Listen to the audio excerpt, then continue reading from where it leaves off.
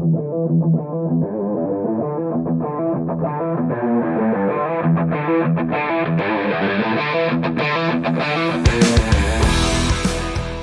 to the Automotive Diagnostic Podcast. We're going to explore ways to sharpen our diagnostic skills, find learning resources, and hear from experts in the automotive field. Hey, what's going on, automotive world? Welcome to another episode of the Automotive Diagnostic Podcast. My name is Sean Tipping. I'm here today with Tommy Oliva. We're going to be doing some avenging today. We got a guest on the show, Lisa Foshee. Lisa is the Senior Vice President for Government Affairs at the Autocare Association. And if you're not familiar with that organization, we're going to tell you all about it today, what they do, and how they're involved with the Repair Act and the Right to Repair Act, which you've probably heard of. If you haven't, we're going to go into detail on that, how it affects you as a technician in the independent world, what's going on with Congress and legislation, and how you can get involved. So make sure to check out the link that we mention while we're talking about this in the show.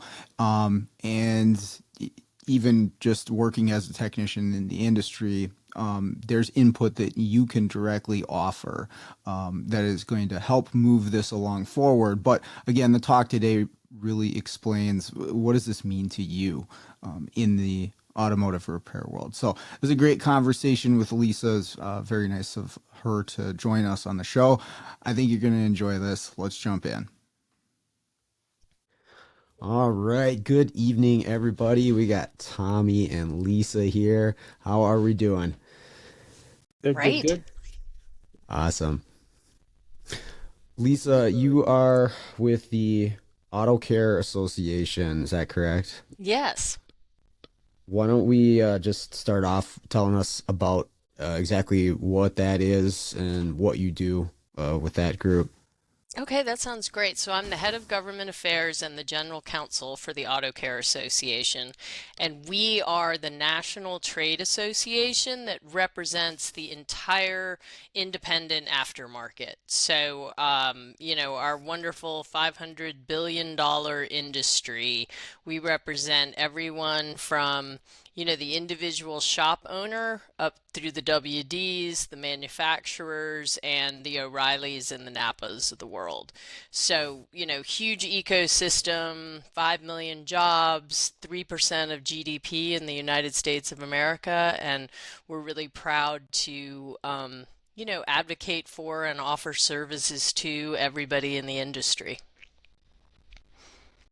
And that's representing in regards to like government regulations, or what role does the group take in order to advocate for us? Oh yeah, great. So my job is to interface with the federal government and state governments and regulatory authorities all over the country on issues that are of importance to our whole industry. So things like right to repair, workforce initiatives, tariffs and trade. We are your voice in the halls of government. And that's one of the key roles that we play. We also offer various products and services to our members, things like catalog, ACEs and PIs databases, demand index, which is a way to sort of measure part sales and the well-being of your individual business. We provide services to the WDs. So really a whole breadth of things, but my job is to be the voice of our industry. Okay.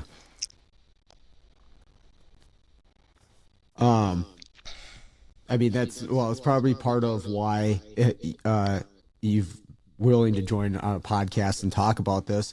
I'll be totally honest, I hadn't heard of the organization, prior to this. Okay, I thought I was the only one. So, I guess, yeah, that's part of it, is getting this word out there when there is something like this for shop owners to, or, people in the industry, technicians. There's a lot of technicians that listen to this podcast, right? to know that there is even something like that out there. What what can somebody do if they want, if they need something from me, like, hey, we'd like, Lisa to be voicing this concern. Where do they even find out about something like that? I am so grateful to have the opportunity to spend time with you guys tonight and with your listeners for exactly that reason. Our ecosystem is so big, and for us to have the opportunity, and me in particular, to get to talk to the folks that are out there on the front lines, really doing the work, really the people that I need to represent, most importantly, making that connection is just critical. And so I'm thrilled to be here, thrilled to talk about what we do. Probably the best thing in terms of day-to-day contact is for folks to be able to go to our website, and there's a lot of different opportunities on that website to email us at Autocare and just reach out, and then we can get back in touch with any particular shop and make that connection. Because without input and feedback from your listeners, we're not doing the best job that we can do. Okay.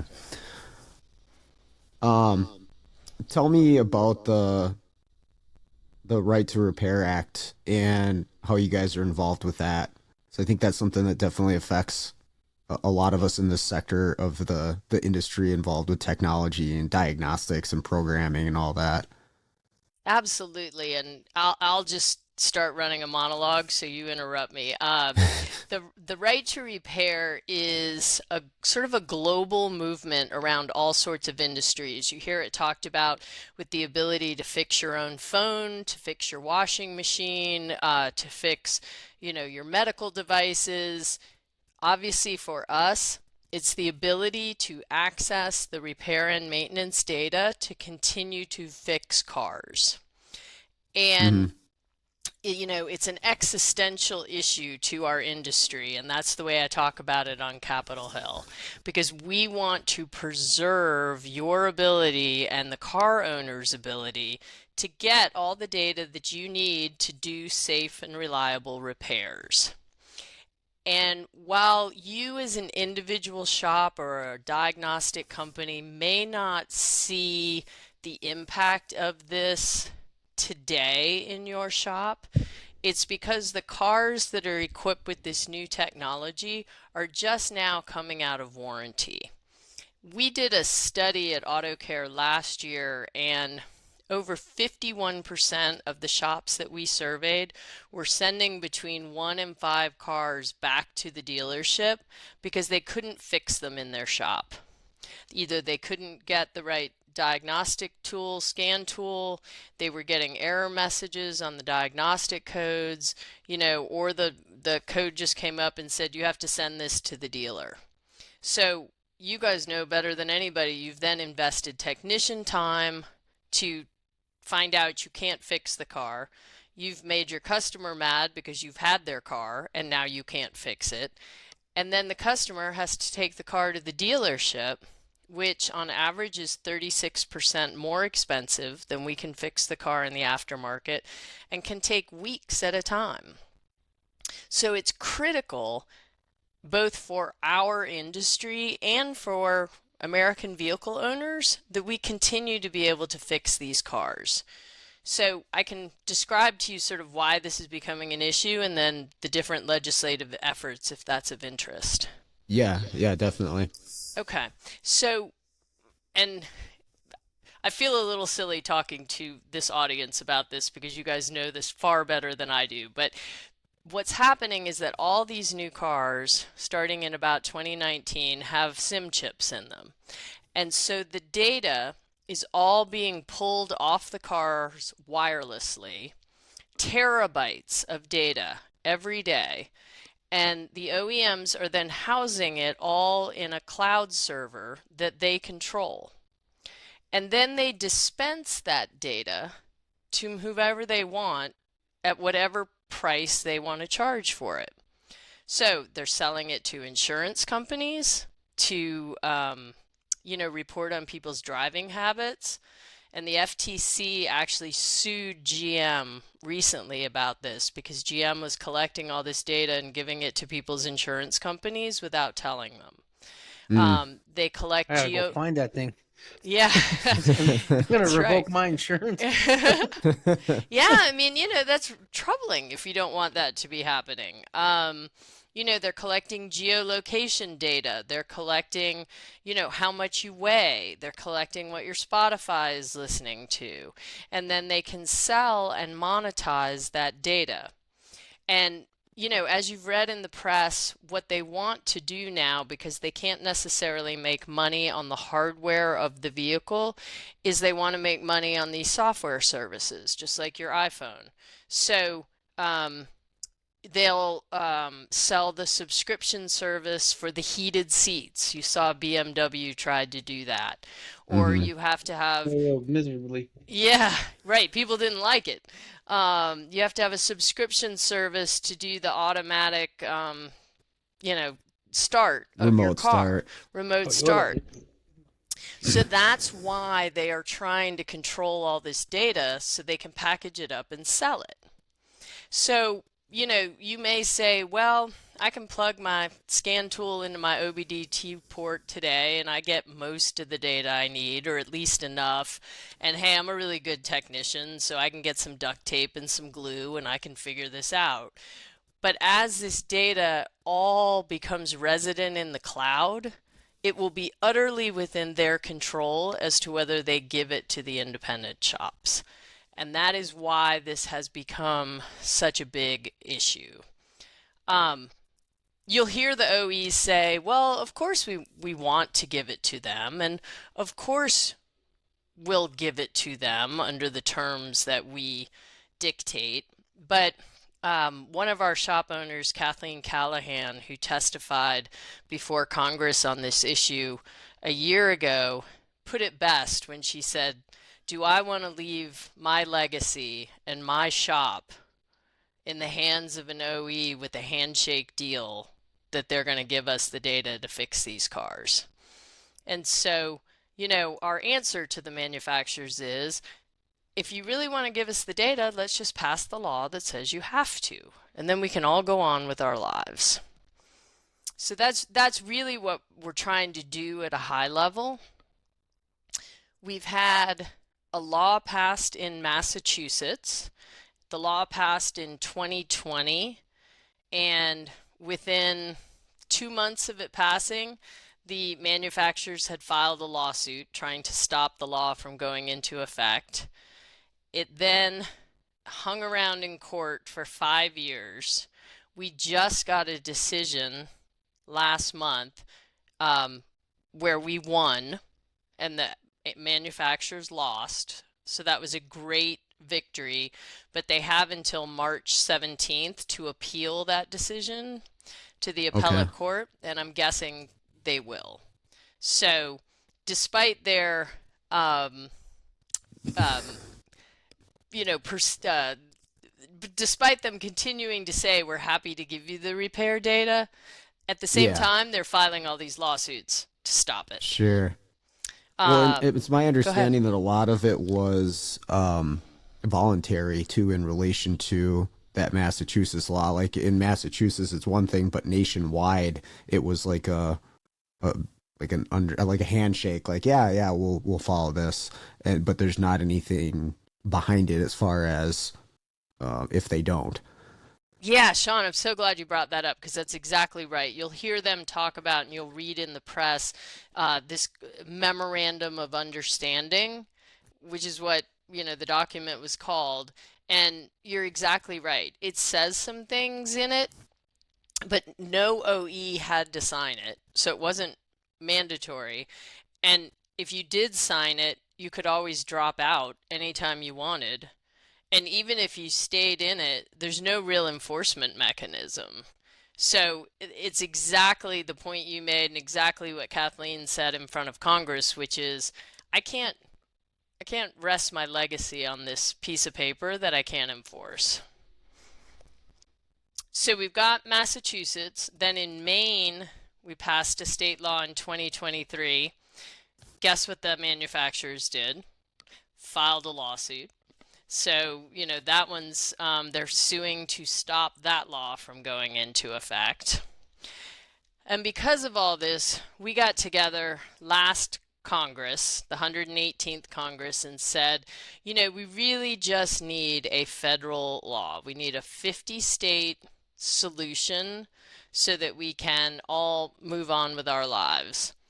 And it's really important for your listeners to understand, and we talk about this on the Hill all the time, that we are not asking for a leg up. We're not asking to get this data for free. We're not asking to, get special treatment. What the law says is manufacture whatever data you give yourself, in the case of Tesla, for example, or your authorized dealers, you give us. And you give it to us at the same cost, in the same way, in the same, technical speed. Whatever you do for them, you do for us. And then we're going to go out and compete like hell on service and coffee and waiting rooms and customer relationships and all the things that we do really, really well. So that is the federal bill, and you'll hear us talk about it. It's called the Repair Act. Mm-hmm. We got really far in the 118th Congress, but if you remember, there was a little bit of a contentious election, and Congress pretty much went home at the beginning of September and folded up shop. So we didn't get it done. We got it reintroduced last week in the House of Representatives. 16 original bipartisan co-sponsors, and that's a really critical word, bipartisan. And it is not a word you hear in Washington these days. Yeah, no kidding. So that is something we are most proud of about this bill, is that it appeals to Republicans because it's capitalism, it's competition, it's small business. To Democrats, it's, helping rural citizens, helping, more underprivileged people so they can get their cars fixed. It has really something for everyone. And I will tell you, after advocating for this bill for 3 years now, the only people against it are the manufacturers and their dealers because they're told to be against it. And so the Repair Act, this is just, correct me if I'm wrong, this is something separate than the right to repair, correct? Well, the right to repair is sort of the philosophy, that's the slogan, Okay. if you will. And the Repair Act is the actual name of the legislation that we're trying to pass. So Got it. Okay. if you remember when you were a kid, I'm just a bill on Capitol Hill. Remember yeah. the little jingle? Okay, so the Sure. Repair Act is the bill. He's the guy in the white costume sitting on the steps of the Capitol. What's the Okay. name of that show, man? I just Conjunction Junction was the other song. What's your Like function? Right. Full Hard Rock or something like that? Yes, Schoolhouse Rock. That's it. There you go. Yep. So that's Oh, just geez, picture Rogue. the Repair Act as the little bill. Okay. Got it. Okay, so to take the side of the manufacturers, just because like I like to look at it like, what's the Yeah. reason that they're, suing when stuff like this comes up? There is a lot of sensitive and proprietary information that would be potentially put out there to lots of different parties, maybe not just repair technicians or people with the customer's best interest. What, because I've read like that's part of the argument that they're putting forward. What can be done in that arena to, I guess, make it safer for the consumer in that aspect, when it's not just the manufacturer that has their data, but maybe everybody. Great question. I'm really glad you asked. So, number one way that the data gets protected, if you will, and sort of the intellectual property of the manufacturers is protected is through the model I just described, which says, hey, manufacturer, you don't have to tell anybody that the widget is blue, But once you tell your dealer the widget is blue, then you got to tell the independent aftermarket that the widget is blue. So if the blue widget is a super secret piece of intellectual property that you don't want to tell anybody, fine. But once you do, you got to tell everybody equally.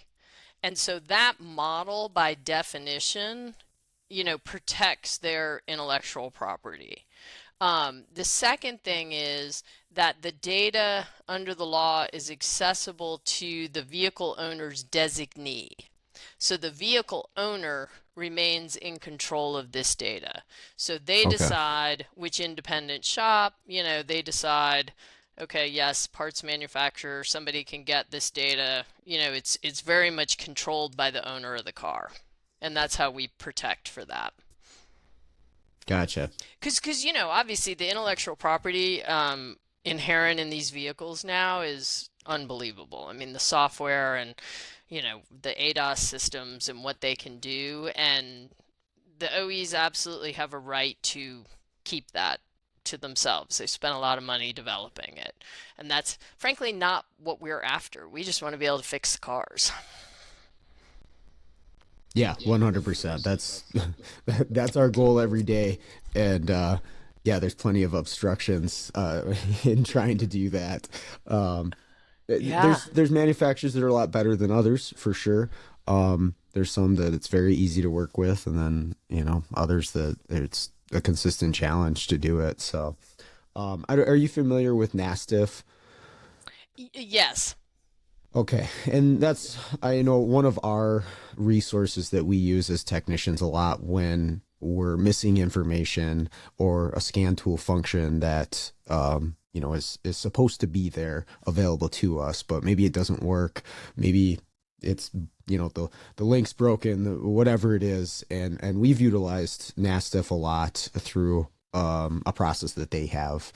You file it, say, hey, here's my problem, and they actually have pretty good results and as far as getting things fixed for the most part. There are some resources, but there's some definite obstructions when we're trying to do these repairs. Yeah, and NASTA, the folks there are great. They perform a very important service. But I think to move into this next generation of cars that we're going to start seeing coming out of warranty, it can't be this one-off process, right? We just need the bright line rule, federal rule that says you OEs give them the same data, period, full stop. Then if we have to enforce it on the back end, so be it, but the rule will be in place, and then everybody can just abide by it. Hmm. Is that act include like standardization of things No, across the board? No. Okay. the state laws do, Maine and Massachusetts do. Um, the federal law does not, simply because that's hard to get in place, and we want a law that could be implemented really fast.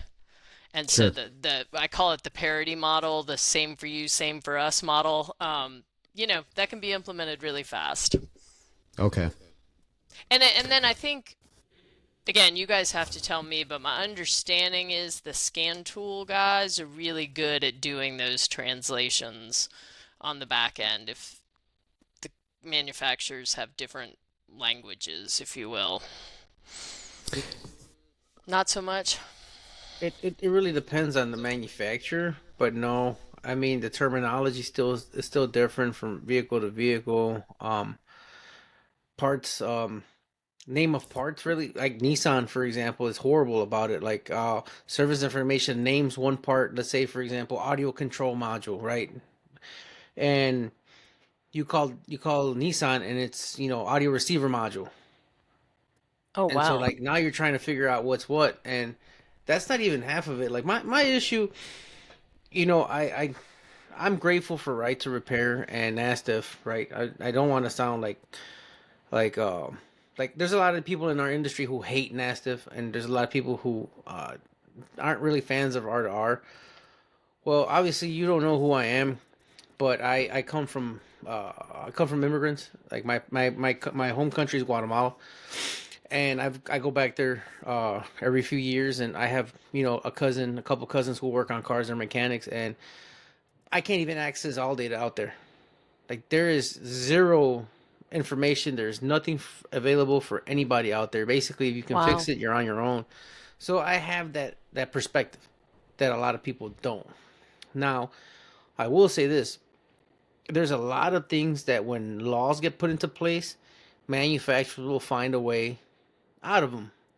And it's just kind of like a cat and mouse game, right? Like for example, um, state of Illinois, they passed a law stating that if you're paying warranty time for, are you familiar with warranty versus customer pay rates?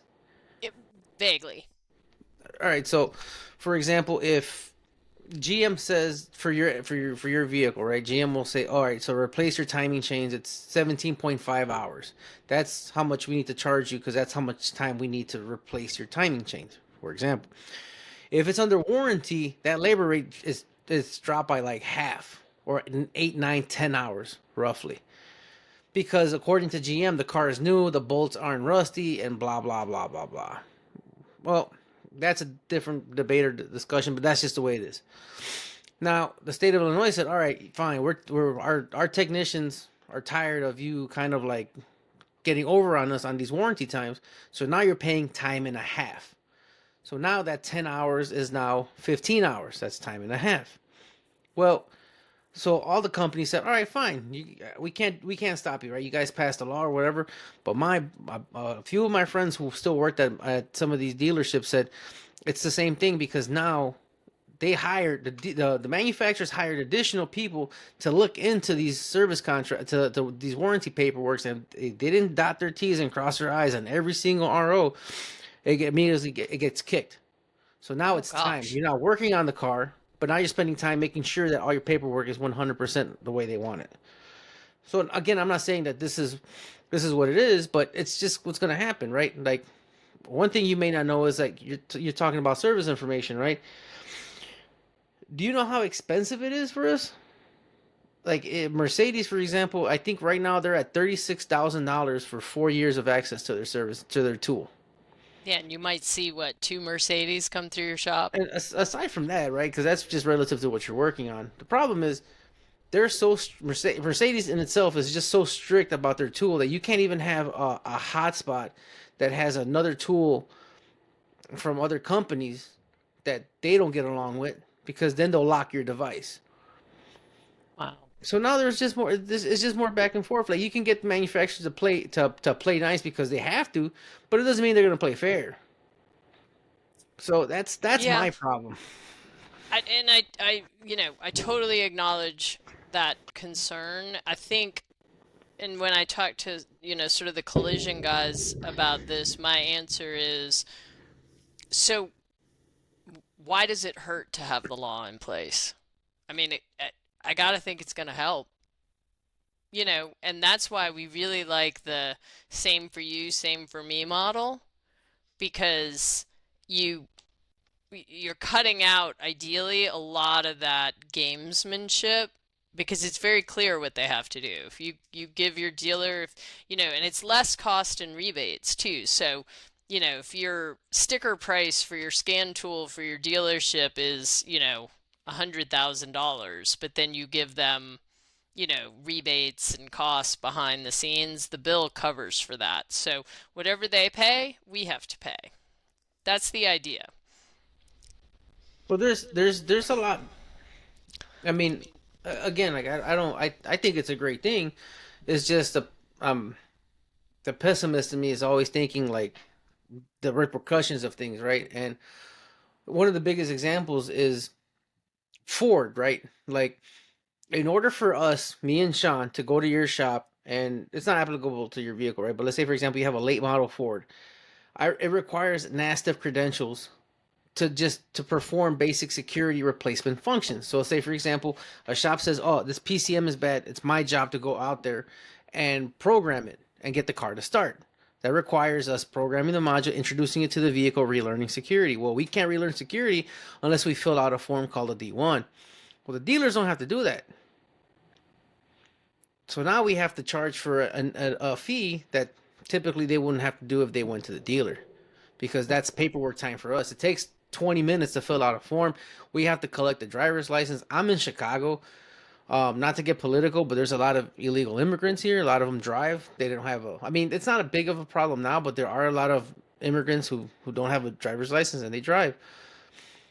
Well, they need service too. Like one of I can't do anything. They can't. They don't have valid proof of ownership, but driver's license. There's nothing I can do. And again, Why do you have to fill out a form and the dealership doesn't? uh, point. That's exactly my point. Like every time we gain something, we lose something. And that's my fear anytime that something progresses. Like, how are they going to get us on the back end? Chrysler, for example. Chrysler's $110. They're the worst, Oh my right? Yeah, Chrysler is Yeah. $110.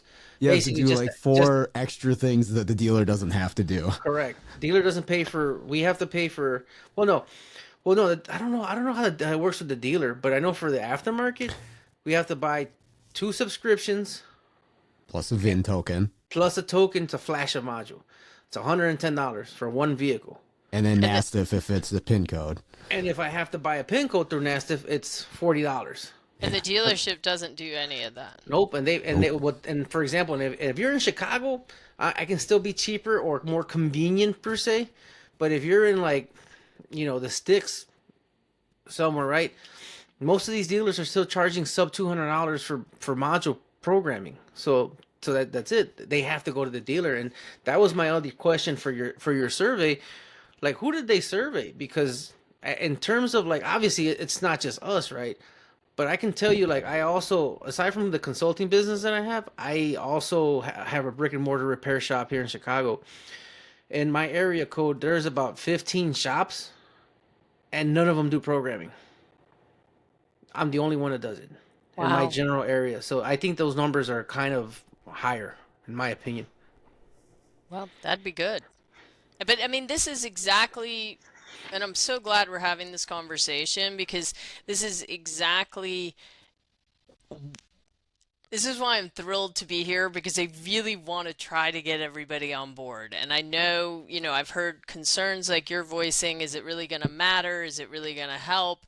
The collision guys feel like they have a pretty good relationship with the OEs for whatever reason. So they'll say, well, why do we really need to do this?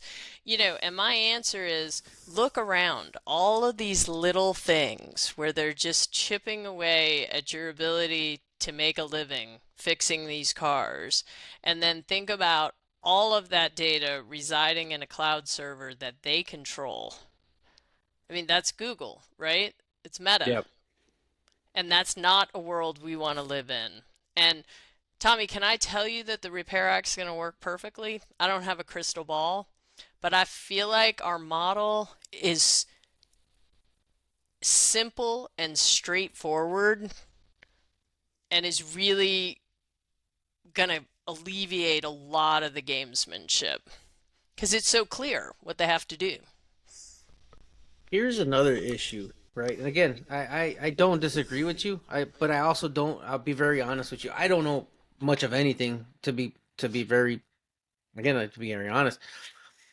I just know what I see, right? And Yeah. I think that stuff like right to repair is awesome for me, right? Because I get to do this consulting job. Guys like me and Sean found a market because some people some people just don't want to go to a dealer. I don't know. In most of the metropolitan areas, there's such a shortage of technicians that I can call my GM dealership right now, and they're 2 weeks out in appointments. Or if you live in a rural area, you don't have a dealer. Or if you live in the District of Columbia, you'd have to go all the way out to Maryland or Virginia. There's no dealerships. Like it's just not an option. Yeah, so I Yep. mean, there's a void for us, right? But you know, aside from the corporate issues that we're going to be facing soon, my biggest problem with the manufacturers isn't even right to repair. Honestly, one of the other things I do is I specialize in what's considered used module solutions, and my biggest problem is the lack of modules being produced for cars that are really not old. For example, 25th cars that are 10 years old, there's a lot of modules that can't be program used, and they're just not being made anymore. That's it. They're done. So what are you guys trying to tell me that a car 10 years ago was still $35,000? Now you're saying that this $35,000 car is a paperweight because you don't want to make a $500 module? So this is I've heard this, and it sounds like you're verifying it that the OEs now only make parts for 10 years. And Less then because and that's sorry, it. Is that sorry it to sounds like that's what you're saying. sorry to cut you off, but it's less. I Less. one of my requests right now is for ABS modules, anti-lock brake system modules, or a brake control module. Right? Imagine that brake module for 2016 to 2017 Dodge Ram Jeep Wranglers. They're done. Nobody can find one. They're just not available anymore. I've had some shops tell me that they were able to locate one here and there. There's no solutions for used ones yet. So what are we Please tell supposed to me do? my Enclave still has parts. Nah, you're fine. Yeah, you're good. All right, good. But I'm I'm really gonna make a funny joke here that you, just don't get mad. There's plenty of them in the junkyard. I'm sorry. I had to say it. I had to say it. I had to say it. Oh, I'm gonna go tell Bessie that you said something very mean about her. No, I'm not about her. I'm saying there's gonna be parts for her there. Oh, I'm saying okay. she Yeah, belongs yeah. there. You- I'm All saying there's right, plenty of good. parts for her there. That's all I'm saying. You can Good. find all you need for that. Cannot hurt Bessie's feelings. No. I'm Um, not trying to hurt Bessie's feelings.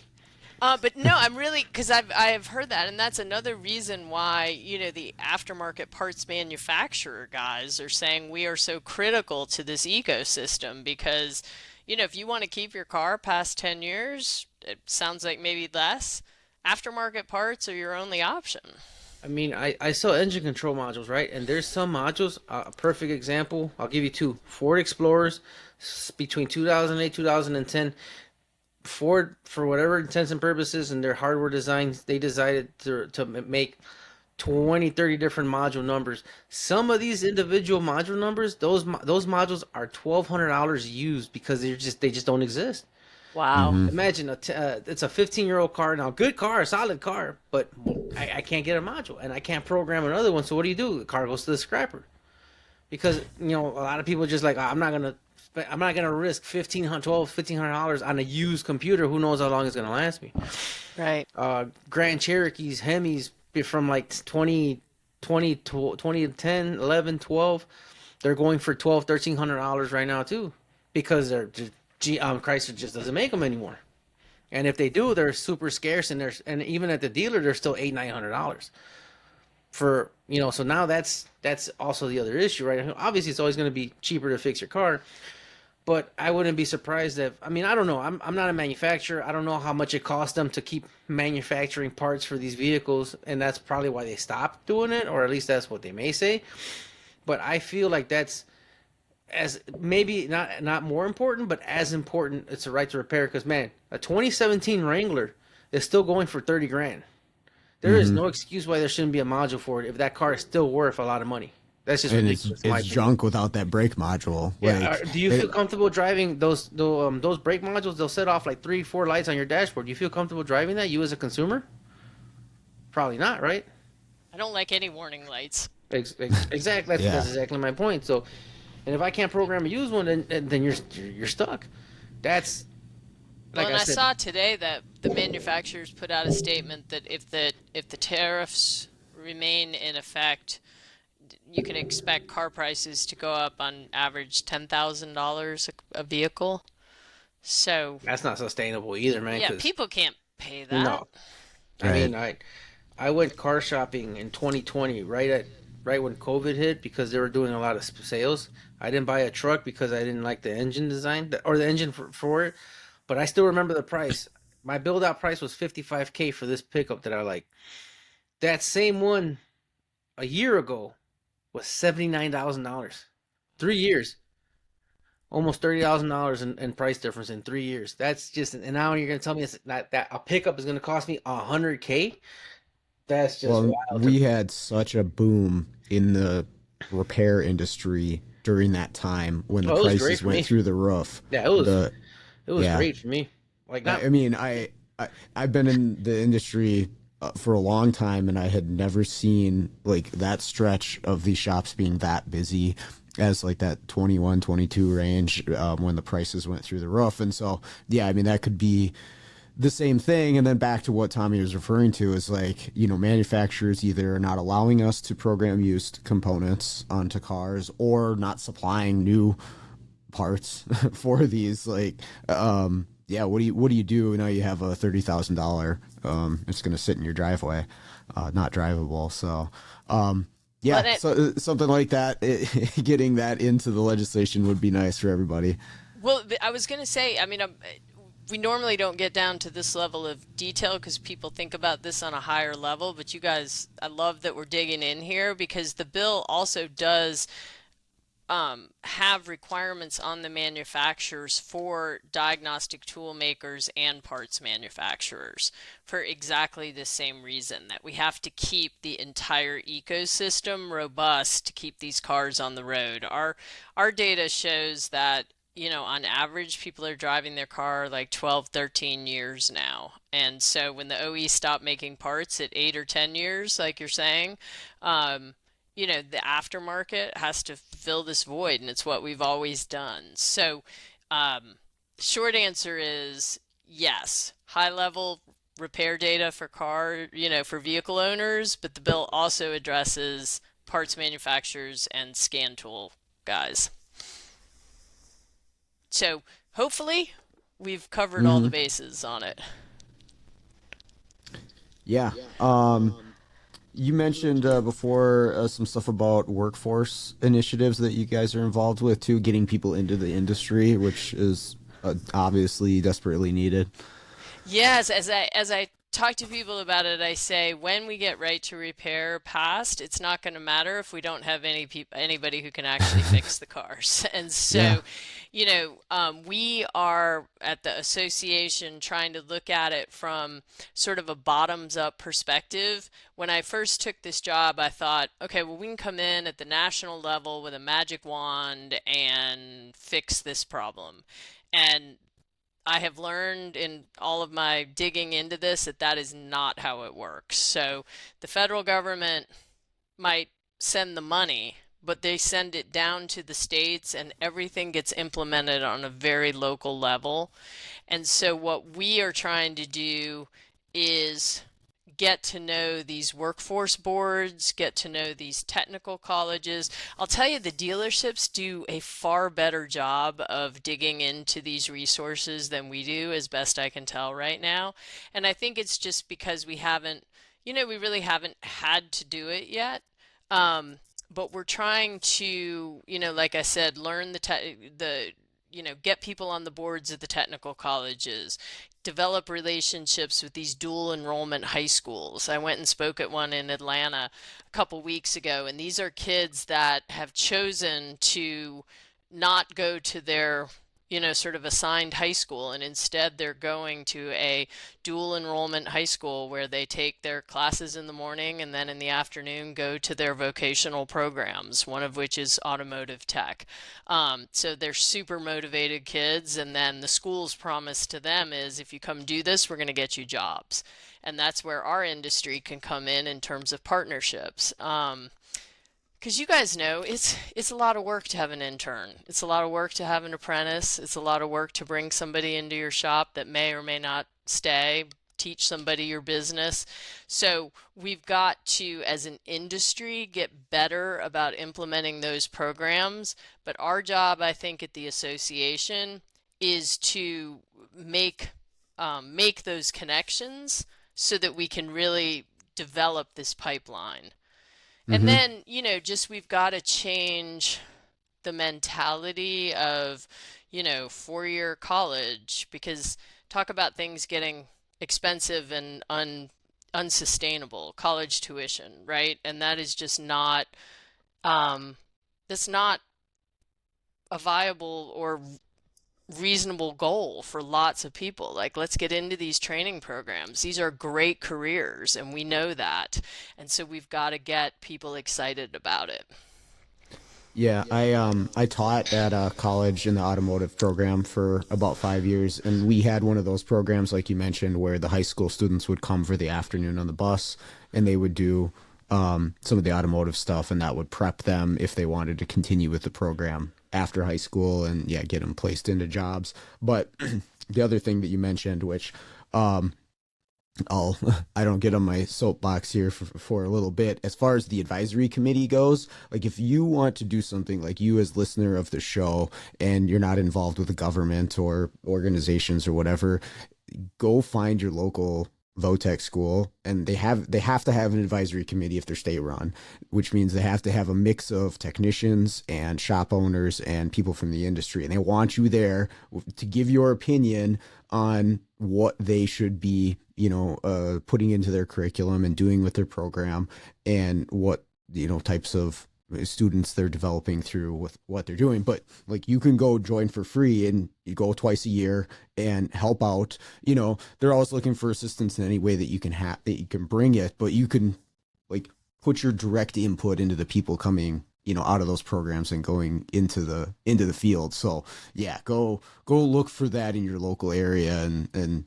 get on board, because I don't think there's a single one that'll turn you down. No, and you've said that so much more articulately than I did, and that's exactly the role or that I think the association should play, is making those contacts, right? Like, we should Hmm. be able to have that resource so that if one of your listeners contacts me, I say, yes, call this person at this place and get on this board. And hopefully that will make it less onerous or intimidating. For sure. Can Um, can I ask for some help from your listeners?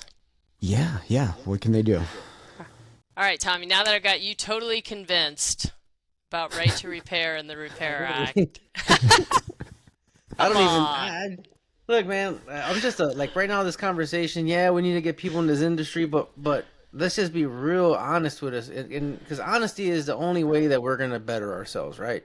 It's just if you're honest with yourself, if you keep lying to yourself, right? If you're fat, like I can say it because I'm fat. If you're 400 pounds, you can say, no, I'm fine, I'm fine, I'm fine. You're never gonna change, and the next thing you know, you have a heart attack and you drop dead, right? But if you're honest with yourself, no, man, I gotta change because I want to stay around, I want to be better. This industry needs help in every single aspect, man. And I've said it before, and I've said it before. There is literally no good reason to be in our industry right now. It is at its worst, in my opinion, in terms of difficulty of vehicles to repair, the insane amount of battles that we face every day, parts, the general motoring public, the manufacturers, parts manufacturers. 90% of the aftermarket parts are trash. And but if we don't offer these parts to the customers, they're just going to go to some other shop that's going to offer them anyway. So it just became a race to the bottom because of how consumerized auto repair is. And now we're going to have to fight Google, because Google's now doing something where it's you can do this search and then people can bid on your search or something like that to give you a quote over the phone about something that I've never seen. It's kind of like me diagnosing your car, and I don't even know what's wrong with it. I don't even know what your symptoms are. So that can be good if you're like a big box chain store, but not if you're a good, decent, independent, professional repair facility. So I don't know, man. Like I love this industry, and I love where I'm at in it, and I love what it's done for me, man. But you got to face reality, man. We need help in every single front, man. And part of it is the general consumer buying vehicles they can't afford because it's only $600 a month, $800 a month. But at the end of the day, even 5 years later, that $60,000 vehicle, it's still a $60,000 vehicle with $60,000 worth of parts. So that's my feeling. Like it's gonna it's gonna get worse before it gets better. All right, well, let me make my ask. If there's somebody out Of there course, that wants to help, and I agree with you, we got to all be in this together. And, 100%. that's our job at the association, is to try to hear all these issues and do what we can, because together we're really powerful. Individual shop, individual small business, you can feel like you don't have a way to change things. And so I'm really grateful to be here with you all and to have made these connections. With respect to the repair data, we are really trying to collect lots of examples of issues people are having. And so we have a QR code. It's a scan it on your phone. It's a drop-down menu. It should take you about 2 minutes because we know everybody's really, really busy, and it goes automatically to our, Autocare site. It can be anonymous. I'd love for you to leave your email so we can follow up, but you don't have to. And, that kind of involvement can really help. And then also, Sean, to our conversation at the beginning, go to our website, send us an email. We represent you guys, and I'd love to have these conversations all day long. Yeah, and you sent me the QR code, so I'll make sure to get that on the page and Oh, that'd be in the awesome. show notes so that people can access it. Yeah, give me just an example of something that someone would put in there, like if they're gonna do the QR thing. Like, what is something that maybe you've seen come through, or something that's worthwhile to send to you, not just like I hate Chryslers, they're stupid to work on. Like, what People would be do send helpful? that. Well, Well, and the shoe fits.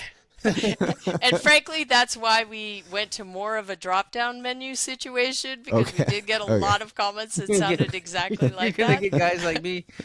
Bring back a '95 Chevy pickup. I don't need all these daggone electronics. Oh my gosh, so my daughter has some sort of Lexus something with a key fob, Hmm. which I'm a key girl. Like I want a key. So she calls me and she can't the car won't start. The key fob won't open the car. She can't. I said, "Well, the key fob has a key. Find the key." She can't the key won't open the door because the whole electric system is we had to call a guy to break into the car so that we could jump start the car. I'm like, what? These they're too complicated for no reason. Like, why? I don't understand. But now I'm being you, Tommy. Sorry. No, no, no, no. But that's okay. But all right. But that's part of the problem. It's because it's now that's consumerism, right? Because what happened back in what happened to Toyota, right? For example, Toyota when I forgot the gentleman's name, the founder of Toyota. He said he had no interest in selling cars to people. His idea for cars were for work. Like people need to walk. Don't be lazy. And then as it progressed, like okay, we're gonna sell them to people, but we're gonna spend all our time and effort and money into engineering a car. We don't care how it looks because it's like a TV or a toaster. Who cares how it looks as long as it works well? But now it's total opposite.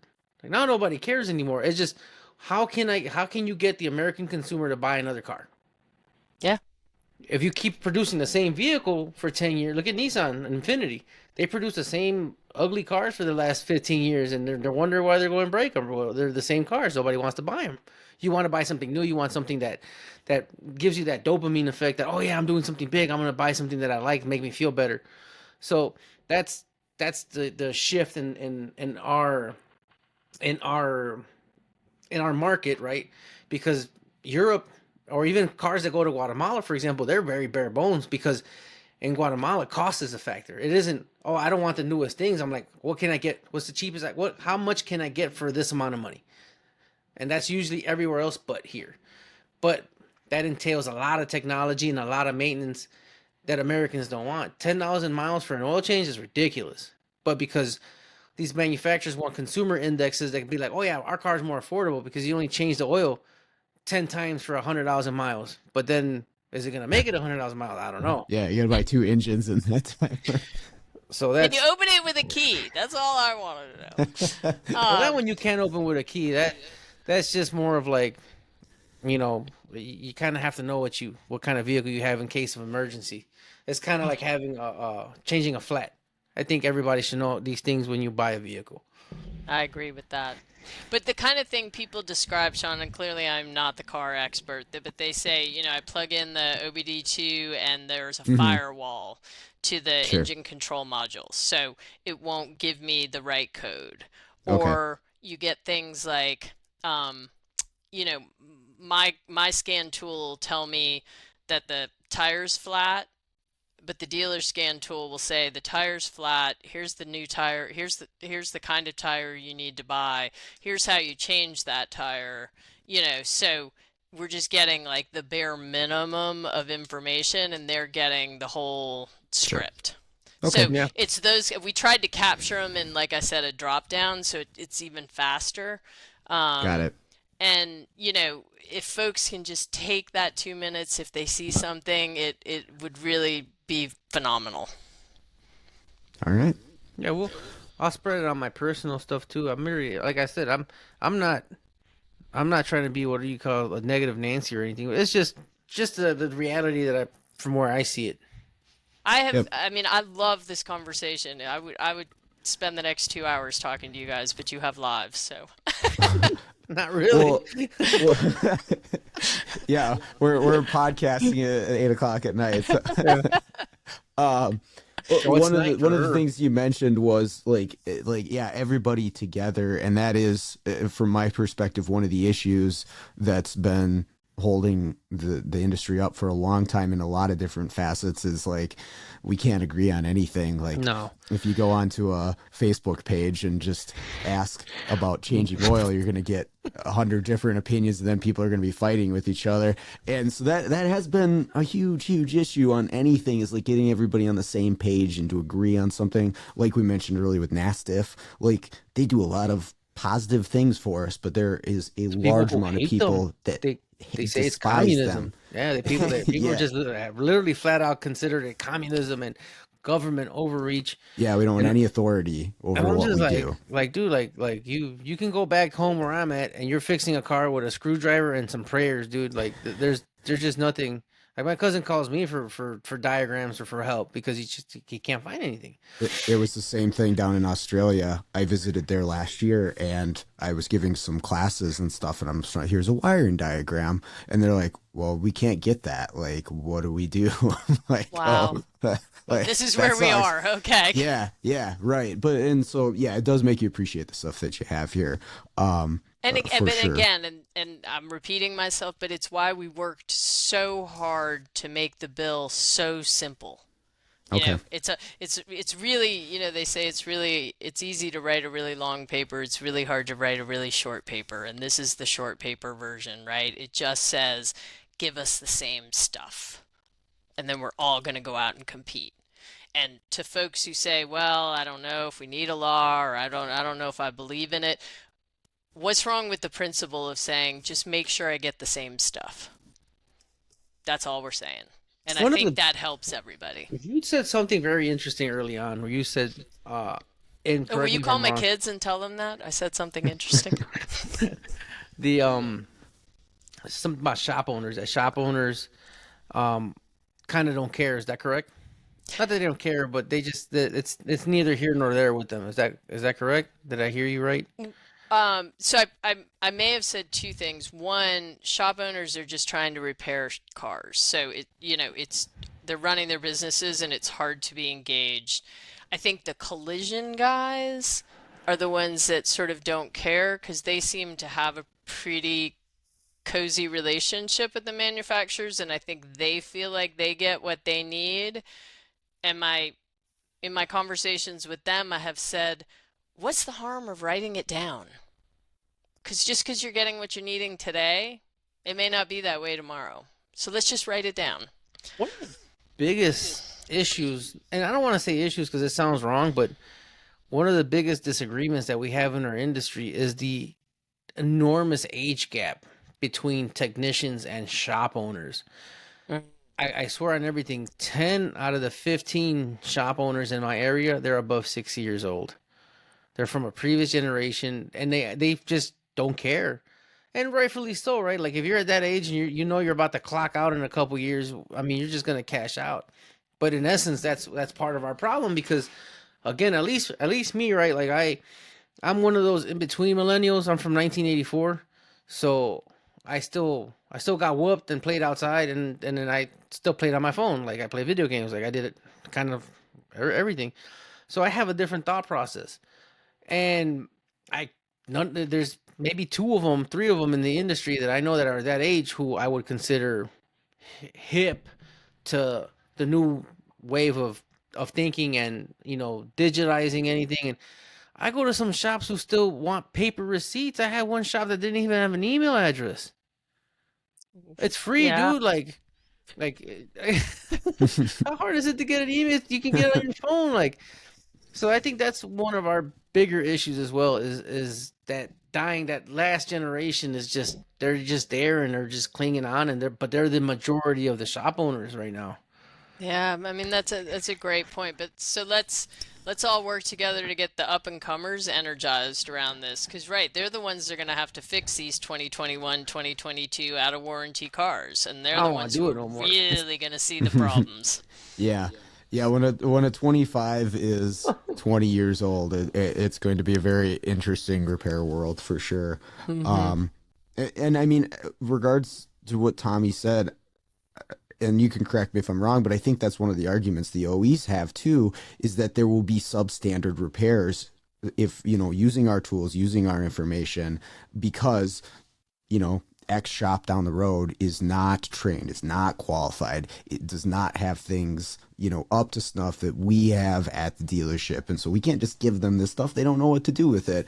And it's one of the arguments that I've heard out there about releasing this type of information.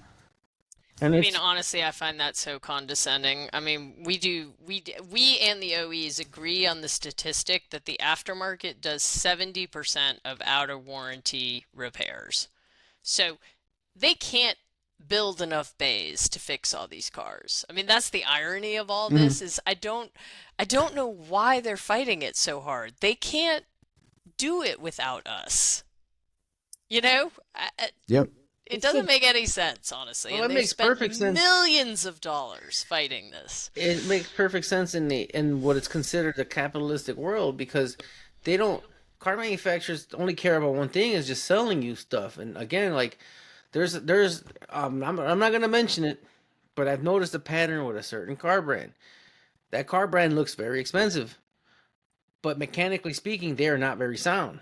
So usually that car attracts a certain demographic, and that demographic will typically, once that engine grenades or the transmission goes out, it goes straight to the dealer. Oh, it's out of warranty. Sorry. All right. Well, then just roll it into my next bill, and I'll get another one of your junks. And it's a repeating cycle, and it's a repeating cycle. So there is no benefit to longevity anymore on these cars, and that's actually going to hurt them in the long run. Because look at for a while, Toyota and Lexus, they had they're still pretty reliable, but for the most part, it was the most reliable vehicle that we can see, right? Toyota Lexus. But their parts were like three times more expensive than anything else because they so frequently failed. Toyota made most of their money on the back end on parts, but that just isn't feasible anymore. So again, to your point, maybe that's why some of these cars they want to get some of these older cars out because they want to start collecting our data. 16, 7, maybe that's what it is. Maybe I discovered something. Uh-oh. I'm gonna No, I mean, I think you're I right am because that is my little, in my heart of hearts, what I think is that they don't really care about giving us the repair and maintenance data, but they are so afraid of giving any inroad into this server of terabytes of data that they have that it'll be a slippery slope. You know, if they say, okay, you guys get the repair and maintenance data, then they're going to have to give the geolocation data to somebody else and this and that and give it all away for free, and then they'll have no monetization model. That is Lisa's personal view of the crux of the issue here. yeah. I mean, 70% of the repairs, and they agree with There, that. but it's I had to do something at a dealership. I'm not gonna say what or which one or what, but I had to go to a dealership to do something because they don't have the tools anymore. Yeah. So it's like it's kind of like yeah, I agree with you. Like there aren't enough mechanics, there aren't enough technicians at the dealers or independents. There's just not enough mechanics, periods, to fix all these cars. And Hmm. the next, like that's why I keep. And if you ever get a chance when we release this podcast, if you ever go just listen to some of our other ones, you'll see that I talk about this frequently. How this industry is about to. We're at a crossroads right now. It's either going to be amazing for us or it's just going to tank, and people are just going to look at cars like cell phones and just get one every few years because it's just cheaper to have a consistent like a monthly payment than fixing these cars. I vote for the amazing route. Me too. Because I love this industry. I love everything it's done for me and my family, and I've had a good career. But yeah, no, if I and I say this all the time, if I had a child and he tells me I want to be a mechanic, I will do everything in my power to send him somewhere else. I really would. I mean, maybe not so much because I am a shop owner and he probably won't have to go through some of the stuff that we go to, but that's not the majority of us.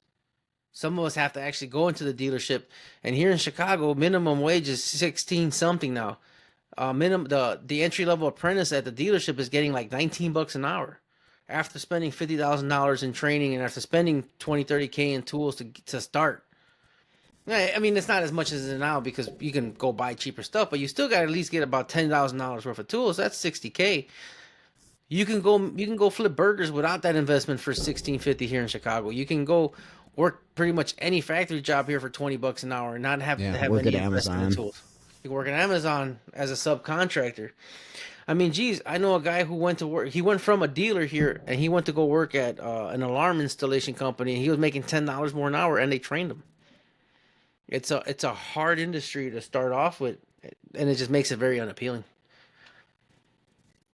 That's why me and him were on our own, honestly, because it Yep. just wasn't worth it. I worked at a dealer for almost a year, and I swore it off. I said never again.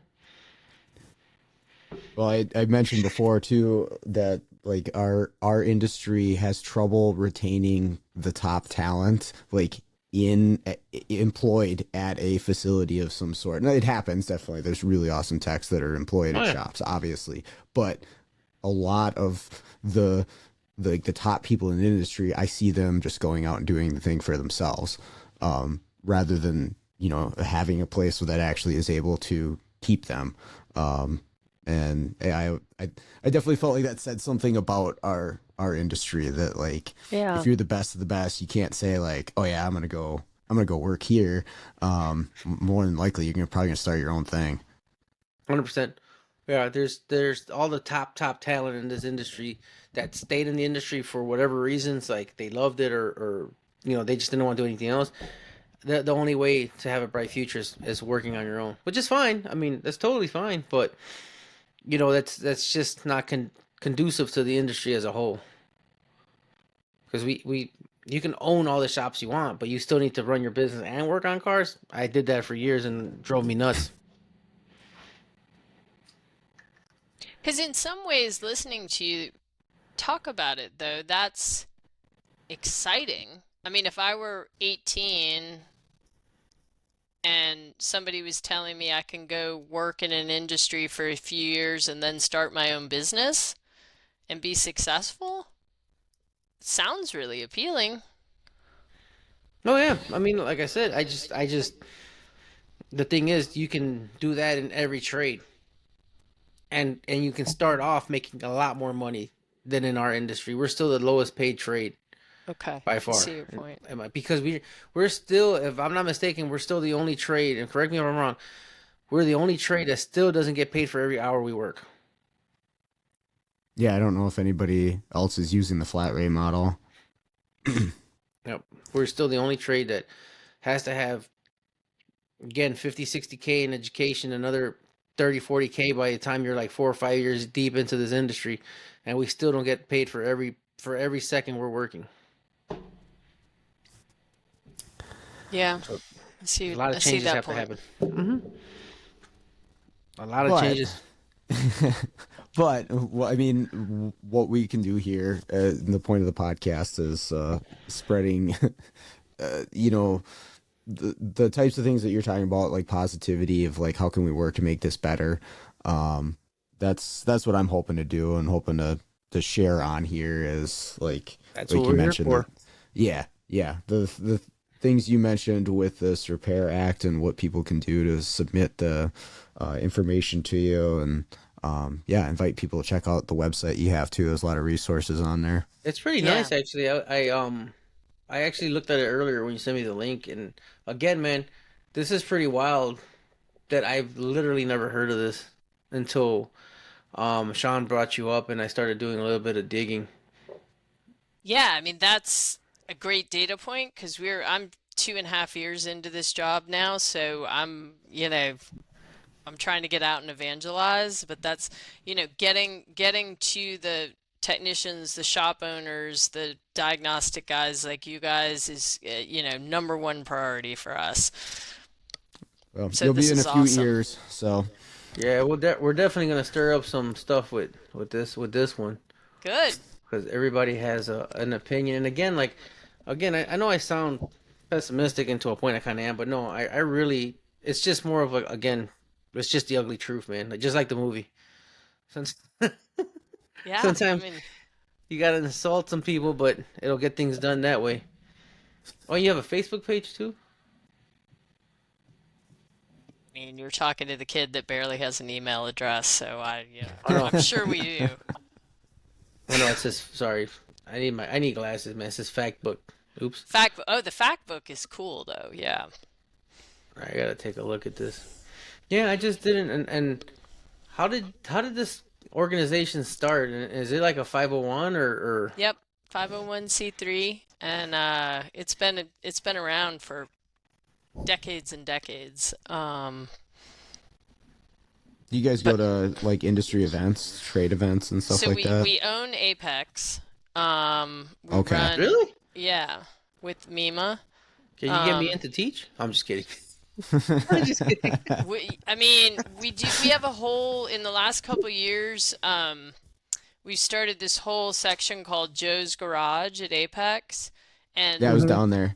yeah, it's cool, right? And they do all kinds Hmm. of training, and so Tommy, I don't know how it works, but I know there's stuff that happens. No, for sure. It was just a funny little pundit, but no, I had Oh, no idea. no, but I know there's lots of training that happens, and I'm Hmm. going to Vision this weekend, so I'm Oh, really? excited about that. Yes, I'm gonna, All right. try to I'll evangelize about our. I'll see you there. If you see a Oh, a, good. a loud fat brown guy, that's me. So All yeah, right, do you have I a will. booth there, or are you going Yeah, to we're gonna have the? a table on Right to Repair, so look for our Oh, table. I'll be there and I'll drum up some people for you, right? That'd be amazing. We're gonna have a spinny wheel with prizes. Because All right, that is going to do it for today's episode. Big thank you to Lisa for spending the time with us today. Really enjoyed that. Some good information and a good talk, bringing up some genuine points of concern around this. If you want to find that link that we mentioned, it's just a QR code that brings you to a URL. Go to the Facebook page. To find that, you can go to the show notes for this episode. There's a link. You can join the page. It's right there. If you need me to email it to you, my email is also in the show notes, and I'll be happy to send that to you. But other than that, thank you so much for listening and all the positive feedback we've gotten about the show already.